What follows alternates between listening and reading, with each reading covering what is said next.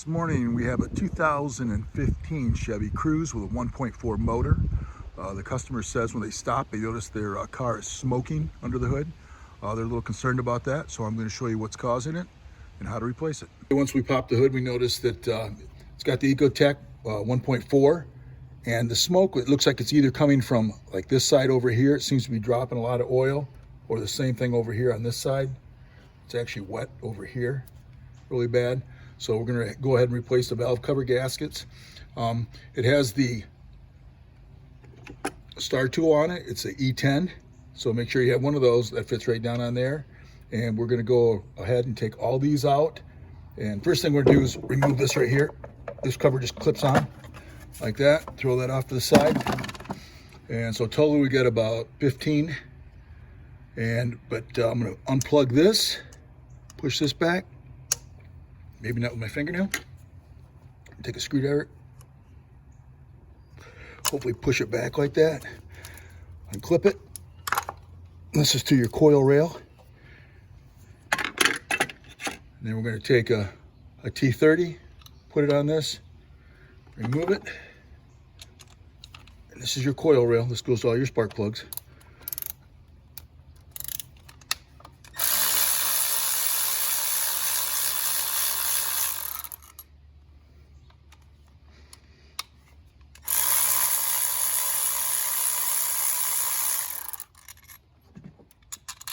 Should be the same length, but you always double check. Okay, now we're just going to wiggle this a little. Get that to pop up. If you need a little extra, you just take a pry bar, just like that, and pry up while pulling up on the other side. Just be gentle because it's plastic, of course. And then when you pull this out, this side right here is going to go on your spark plug, and this side is going to go into your coil pack. But you can leave them right there. It's not going to affect anything with the tappet cover or the valve cover.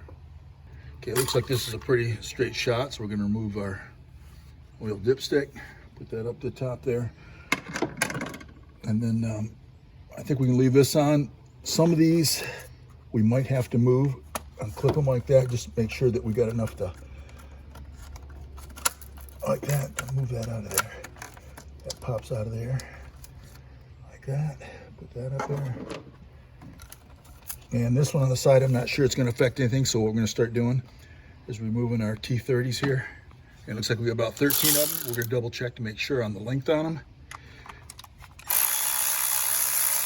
in case I got to go back in the same spot.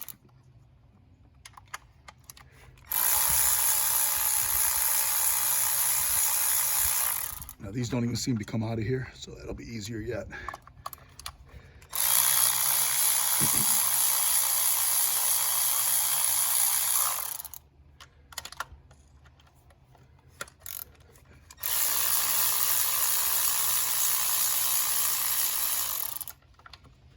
You can see these go up like that, they don't come out, so that's nice.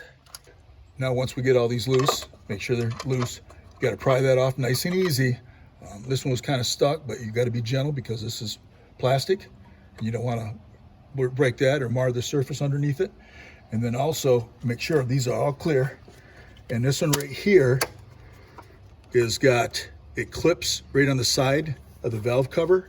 And all you have to do is get a small screwdriver to release it and pry it over. So I don't know if you can see that good, it's right there. All you do is pry this over like that and pull it straight up on both of these.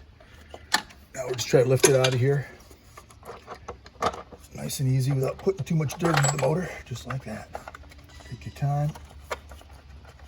There we go. Okay, this is what it looks like. We're going to clean this off with a scraper, gasket scraper, which is made for that.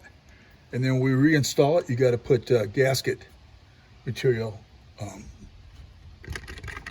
like this right here, sealer on there in these two spots. So we're going to clean that up, remove the other gasket, and put her back together. Okay, we're removing it, and this is supposed to be pliable, of course. It's supposed to be rubber gasket. And what it is, this stuff is really brittle, hard to get out of there. So that's why it's leaking, of course, because it's just really brittle. We installed the new gasket. You can see how pliable that is like that. Put that in, just make sure it's clean in there. And this was the old one. And you can see how brittle it was. Like that, it actually snaps. That was allowing the oil to get past it. This is your gasket scraper right there. You can actually even use a razor blade if you have one. But the idea is you just got to get this nice and smooth like that. You can't have any gasket material left on there. When you're cleaning this, you want to make sure you go out to make sure you get no debris or anything inside the motor. That's very important. Do not get debris in the motor. And right here where this joint is, this is your valve cover. Your valve cover where it goes to the block right there. There's a joint here and a joint here, and they want you to put some gasket sealer on that. You want to start it from here and go out, which should be fine. I put a dab like that right there, and I went out with it because that when it smashes down, it'll come this way. You don't want it to go too far into the motor, so that should be fine right there. Once you push it down like that, you just got to pull these out so you can get it in there. You can do it by yourself, but you want to make sure that the rubber gasket is like this all the way around. It's not sticking out any place. Now I'm going to go like in a star pattern like this, which makes your gasket kind of go out like this. So here, here, here, here, here, here, like that across. And then the last ones I'll do are the outside ones. I use a smaller ratchet so I don't put too much torque on it because of course it's just plastic. But you just go back and double check every one of them. I already did my crossing pattern. And this is just a double check to make sure I got everything about the same for torque and stuff like that. You got a feel to it. So after a lot of years of doing this, you just want to make sure you don't miss anything.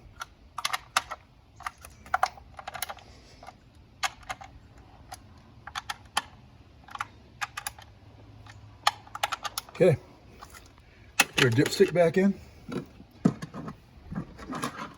Keep all the debris out that we can.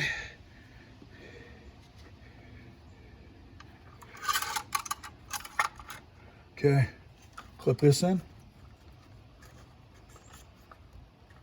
It just pushes down on the side right there. Snaps in like that. Same with this. Okay, now we're going to put it on the back here. Any place it clips in like that. Right there. Okay, now we're going to put our coils on. Before we put those coils in, we're going to put some dielectric grease in there. Now we're going to install the coils. So a little dielectric grease.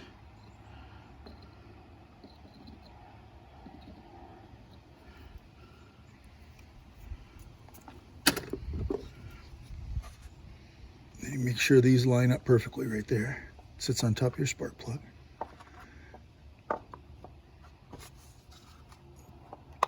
Just like that, nice and easy. Push it straight down. Now we grab our 2 bolts, start those. We'll tighten those up. Again, that's a T30 Torx.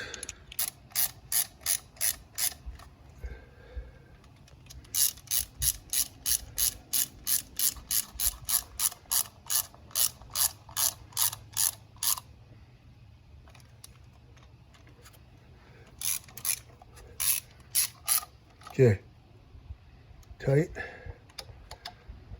tight. Plug the coil pack back in.